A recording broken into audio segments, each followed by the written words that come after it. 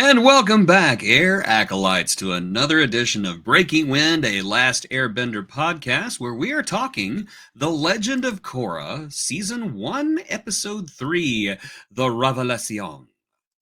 Now in Nick HD. Yes, we are. We are in HD Nick HD. I think I That was knew it. so trendy at that time. Oh my gosh. It's in HD. Can you imagine back in the 80s if that done that? It's Nick SD. Standard definition. Oh my gosh, let's get into this, shall we? So we join the Fire Ferrets. They are practicing at the gym because they want to be in the tournament. However, when their shady gym owner comes over and basically doesn't pay them because he's taken out so many expenses, he drops a bomb on them, telling them that they need 30,000 yuan to enter the tournament. 30,000 yuan that they, of course, do not have. And so this gets Mako and Bolin wondering, how the heck are we going to raise this money? Bolin, being the adorable little idiot that he is, takes Pabu, their little fire ferret, out into the town square and does like a little sideshow, a little like fire ferret on a trapeze. Let me tell you, I would pay him to see that. That's amazing. However, he gets approached by Shady Shin, who I love the fact that his name is Shady Shin. Hi, my name is what? My name is what? My name is Shady Shin. There's a little bit of giveaway, like what his character's like. Yeah. Honey, I haven't met your new boyfriend. What's his name? Oh, his name is Shady Shin. He's not coming over. Sorry. No. This is the Legend of Korra verse. Everybody's name reflects who they are. Okay, well, what if I bring home my other boyfriend, Bob the Skull Killer? Oh my god. What is with that school you go to? But anyway, Bolin is approached by Shady Shin, who's like, "Hey, I hear you want some money." First of all, some guy who approaches me on the street and says, "Hey, you want some money?" I'm thinking, Yes. big mistake. But big mistake, and you have terrible taste. Yeah. But Shady Shin wants him for a job. Come with me and let's pull a job, because Mako and Bolin, they used to be of the criminal variety whenever they were younger, and so these history. Yeah, these old contacts keep coming back to him and saying, "Hey, you want a job? Let's go do a job. I'll pay you 30,000 yuans to do a job." There was a disturbing screen cap, but unfortunately, none of the screen cap sites I use managed to get it. But it's Bolin looking into the cup, going, "Ooh!" They do a lot of those. Remember that moment? Yeah. Yeah, but anyway, we go back to Air Temple Island. Korra is working out with Janora and other girl whose name I have never remembered. And that's when Mako approaches her, and we get that really funny moment where Korra basically airbends the two girls into oblivion because they keep saying, "Is that the boy you like? The cute boy? The one you're crazy about?" So she airbends them into oblivion. Then we get this great gag where she's talking to Mako like nothing happens, and you just see the two little airbender girls floating down. I love those kids so much. I love them. I don't ever want anything bad to happen to them ever. But adorable. Yeah. Yeah. Korra decides to help Mako go locate his brother because Mako can't find him. And so they go to the town square where Bolin was basically solicited, I guess, to see if they can find him. And what do they find? Oh no, Bolin's in trouble along with Shady. What was it? Shady Sim? I've forgotten his name. Just Slim Shady. Yeah. Bolin and Slim Shady are going to the big house. And it looks like we're back in COVID because they're masking up. Yeah. A lot of this episode relies on luck, but that's okay.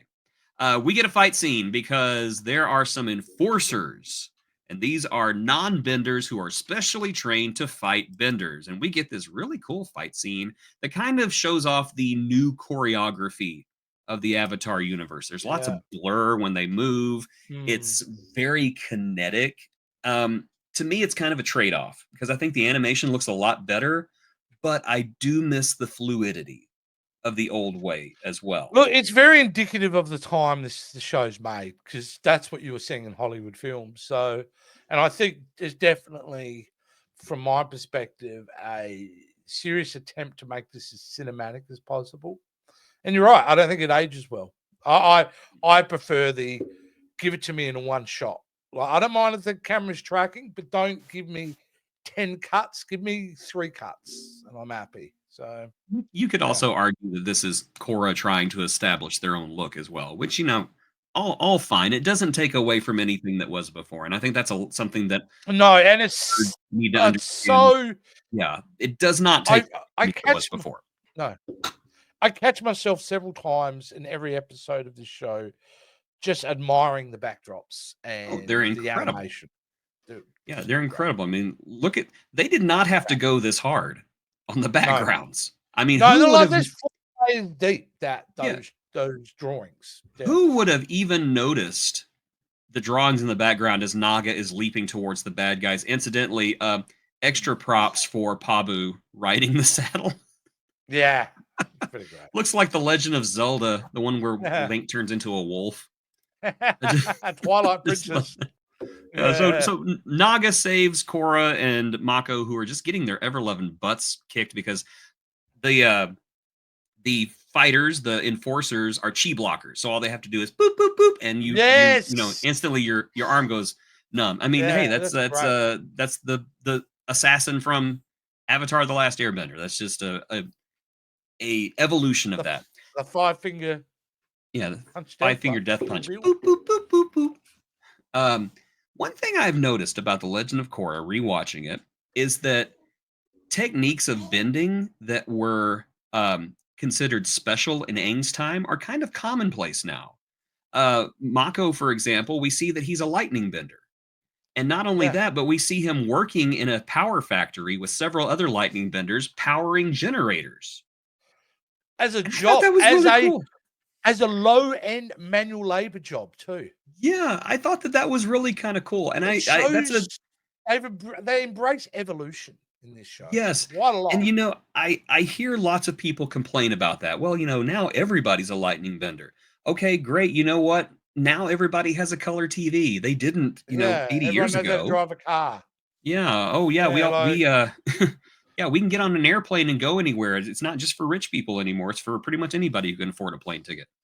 Yeah, things change, things evolve. Everything And I think is it's one of the impossible until someone shows you how. well, that's why I fundamentally disagree with those people complaining, because I think this is one of the appeals of the show. The fact Yes. that it isn't repeating or attempting in any way to repeat the same story, beats, visuals, whatever. They're carving their own path. Got to Yes, and respect that. I've got some words for these people later because Korra is overhated on, I think. And I really think a lot of the people who complain about her character are victim blamers. Okay. But I thought anyway, this is where I'll get in trouble with all the lady kind. You know how I thought it might be a lot of the female adorers of the because you know what girls are like. If they find one girl they think is better, they hate on her. It's true. it's possible. There's a lot of Oh, incels out there too. I'm just saying it's equal opportunity. Anytime a equal woman opportunity, unnecessary hate. anytime we have a woman character who is powerful or the star of a show or something like that, People in general just hate on them. people dogpile on them. I mean, Yeah. look at Star Trek Discovery. I know that Michael Burnham had problems, but there were people who were just like, well, why is every episode about her? Because she's the main character. Yeah. And the same could be said about Star Wars as well with Rey and she's lot of just a Mary franchise. Sue, said everybody who didn't know what a Mary Sue was. Yeah. She's perfect at everything except being able to socially interact with everybody. But other than that, she's perfect. She picked up that lightsaber and she was just an instant expert with it. It's almost like she was practicing with a bow staff on a desert planet her whole life. Sorry, I thought it was always interesting because the art of the lightsabers had kind of gone away because that phase of the Jedi had now gone. The fact that they weren't as good was good. We're not here to talk about Star Wars. Talk about this episode, which was good. Yeah. So anyway, Korra trying to figure out where. Okay. Well, anyway, they got away with Bolin, by the way, and Korra decides, you know what? I saw this guy protesting in the park the other day. He's an equalist, and he was talking about this rally with this guy named Amon. And I maybe we should go talk to him. So they go to the park and they wait for the protester to show up, and then they kind of fall asleep next to each other, and then they wake up and they're like, there's no tension between us at all. But the protester shows up, and they go up to him and they demand answers. And ironically, they pretty much confirm everything that the protester was saying. Because he was saying, yeah, the Benders think they're so much better than us. The Benders think they can push us around. And so what do the Benders do? They walk right up to him and push him around. Yeah. Saying, you're going to tell us. We're going to knock your flyers out of your hand. We're going to use our bending to intimidate you. That's what I like about this setup, is that the Equalists, although set up to be the protagonists, have a point. And it's a big point. It's so interesting to set this also, too, in what feels like moments before a revolution. Like, the days prior to a revolution is the environment, and it's kind of cool. I love that scene. Yeah. Almost as much as I love a scene later on when we get to it. Yeah, I like this scene too, because again, it shows our avatar is flawed, and our avatar makes mistakes. Yeah. And she is naive, and she's kind of arrogant too. She is such a polar opposite of Aang. And I think that's why I like her so much. That's why I'm going to defend her. I will defend her with your life. I'm just letting you know. But they figure out that the Aang could have become that. Sorry, Aang could have become her if in that environment, though. I don't think anyone would have been any different. I you imagine growing up your whole childhood told that you are the avatar, you are special, you are this, and then things come easy to you. Of course, you're going to get arrogant, I think. Yeah. You know, plus I think that if you put Aang in front of like TV cameras at a press conference, he would probably be like, "You're all here to see me? Oh my goodness, I'm popular." But anyway, Mako and Korra figure out that the cryptic flyers that the protester was handing out were actually surreptitious maps. And they uncode the map and figure out that it goes to where this big rally is. This Make Bending Go Away Again rally. Baga. And if you didn't know, Nick HD wanted you to know that this is a brand new episode of Legend of Korra. Yes, and I so much enjoy the unnecessary text on screen, Nickelodeon. Thank you so much. Thank you. You should see all the screen caps that I loved that I couldn't use because they had a big, gigantic banner at the bottom that said, "Hey, a brand new episode of iCarly is on next." Anyway. And we don't discuss iCarly until we start our iCarly podcast. That is true. That is true. 2 eyes on iCarly. Or would it be 4 eyes on iCarly? I don't know. We'll figure that out when we get there. You know, the funny thing is there's going to be people commenting going, "Really? You're going to do one of those? That's amazing. I love Spencer." And then everybody's going to be like, "Hey, how does Jason know who Spencer is?" I had little girls. That's how I know who Spencer is. You imagine we get just inundated with requests. When is that starting? Then we would have to. I will never speak to you again. I won't speak to myself again. You know what's funny is we would probably start it and then realize it's actually kind of a good show, and then we would be like the foremost iCarly podcast on YouTube. We're stars at iCarly conventions and stuff where we host panels on it. Hey, iManiacs, how are you? Oh my God, look at them! They're even more pathetic in real life. Yeah. Oh, we can dream. So we meet the bad guy in his complete glory. It's Amon, who honestly kind of looks like he's in the middle of a rap battle right now, and he's just owned somebody. Either that or he's a stand-up comedian who just told a really good joke and the audience is cheering. But I really, really, really like this guy because he is menacing. He's got a bit of a Dr. Doom thing going here. He got some things to say, Jace. He does, and he's just got this very interesting voice. And I love the way that they show him whenever, you know, because you can see his eyes just very vaguely through the holes, and he's always looking like this. It's intense, and there's just this menace behind him. And I don't know, I guess I'm saying, because this is honestly the first time that I've rewatched Korra since it was on in the first place. So I'm thinking about what happens with this character later and why I like him even more. And I Really like this guy. I actually like the whole scene, and the whole scene to me just Mhm. because of what it was trying to say.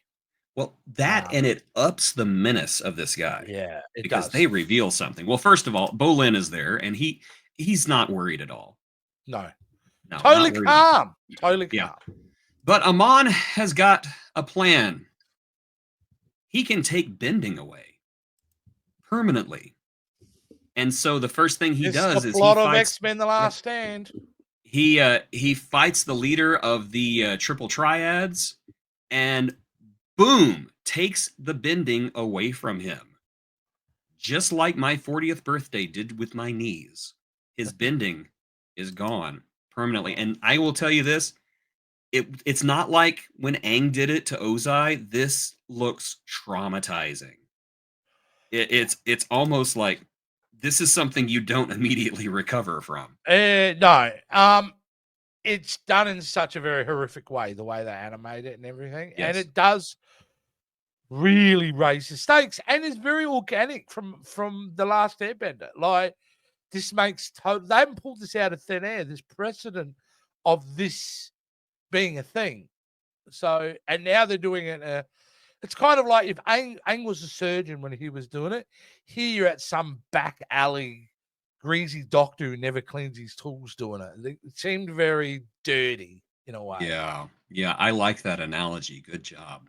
Yeah. But with this new information, Korra and Mako knows they need to get Bolin out of there before Bolin becomes bendless. And so Korra goes down to the basement to steam bend to create a cloud that goes up onto the stage while Mako lightning bends through all the bad guys down there. So it's just Like it's nothing. action. It's action. It's action. That's all it is. Basically, they rescue Bolin and they use Naga to get him away, which is my favorite line. Whenever he's got Naga in his, when Naga's got Bolin in his mouth and is running, and Bolin's sitting there hitting the ground, he's like, "I want to be on top." I just love that. Um, then they do kind of a cliche thing here, but I kind of like it. It was no, let her go. She will be my messenger. It's like okay, Yeah, okay, yeah, okay. yeah, yeah. Can't you say no? Let her go. I'm tired.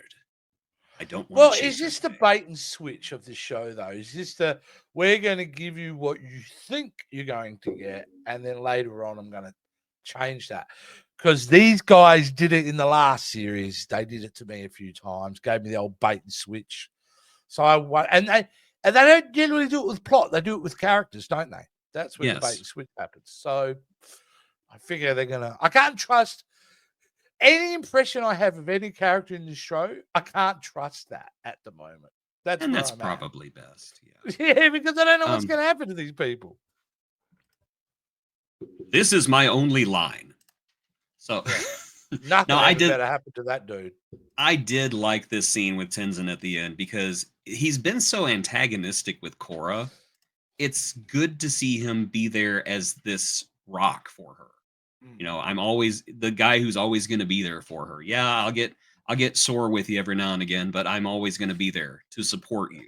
And Nah, so I can already Tenzin tell he's the goat. Tenzin is the best dad on the show right now. Can already tell. Yeah. Second best dad because her Korra's regular dad, who's not a major character this season, but he is later. He's the best dad. But that's the episode, the revelation. Amon is moving, and I like it. Legend I of Korra mean, deepens. you kind of bringing up some of the criticisms that the show's had previously has done me a favor because my expectations are lower than what I would have, because you said Mhm. some people didn't like it and all that. And because of that, I'm enjoying this quite a lot because I have I zero expectations now. I am going to say, and I can't remember when it starts. There is a story arc, You and I keep think it saying goes that. on. Yeah, it goes Yeah. on for a few episodes, and it's horrendous. Okay. It's worse than Where's Appa. It's just horrendous, and I don't want to say what it is, Mm. but I mean it's kind of obvious what's coming at one point between our three main characters, Mm. and it's bad. It's like soap Oh, opera you kind of bad. gave that away. That's fine. Yeah. Yeah, look, they're not the first people to do it. They won't be the last. Unfortunately, we're not mature enough as an audience. We're three people can be in the same room without there being romantic issues along the way. So Okay, I was getting worried because I thought you were thinking of something else, but no, it's it's a a love love triangle. It's a love triangle. Yeah, which is totally predictable. They're totally Yeah, but they predictable. really to me they drag it out way too Yeah, long. yeah. And then they miss the mark. They Okay. miss, and I'll tell whenever we get there, you'll know what I mean. But basically, like they set her up with somebody, and you're just like, but she was so much better with this person. Why? But You know me, I though. get I've always had a low tolerance for those kind of plot lines, and it's got to do with a lot of movies in that as well. Because I think you don't need to do it, no, especially in something like this. Just don't need because you have two girls and a guy, or two guys and a girl, or whatever, or three guys or three girls. Does it mean there has to be romantic entanglement? Can't they just no, there be? doesn't need to be, and it's annoying. It's annoying. I just don't understand why people can't just be friends. Like Yeah, just well, man, organic friends. It always has to devolve into I love you too. Oh my god, why I never wanted to I've say always anything. thought it as treating the audience and wasting screen time. Yeah, yeah. You know what I mean? Like, I think you could always just fill that out with more plot. You just don't need that type of stuff. Hence why we don't talk about a lot of romantic comedies on this channel, Jace. Because they suck. They suck. Well, They not all of suck. them, but most of them suck. No, they all do. Love is not a real thing. It's a fake thing. Anyway, what is not fake is supporting us on Patreon. That is a real type of love. So if you And would like you'll to love support us on it. Patreon or maybe even become a YouTube channel member because that is open once again because I have ceased being stupid. Please check the video description below and come join us and support us and love us and name us George. We would appreciate it. And of course, be sure to join us next time on another ordinary episode. I don't want to say it's a special episode because I don't want to get your hopes up of Breaking Wind, a Last Airbender, a podcast. I can't find the end screen. My thumb is hurting. Anyway, there's supposed to be this really nice end screen right now where it says, "Look at our other videos." They're popped up here right now. So trust me, go look at the other videos because You mean this screen? oh sure, Yeah, show off.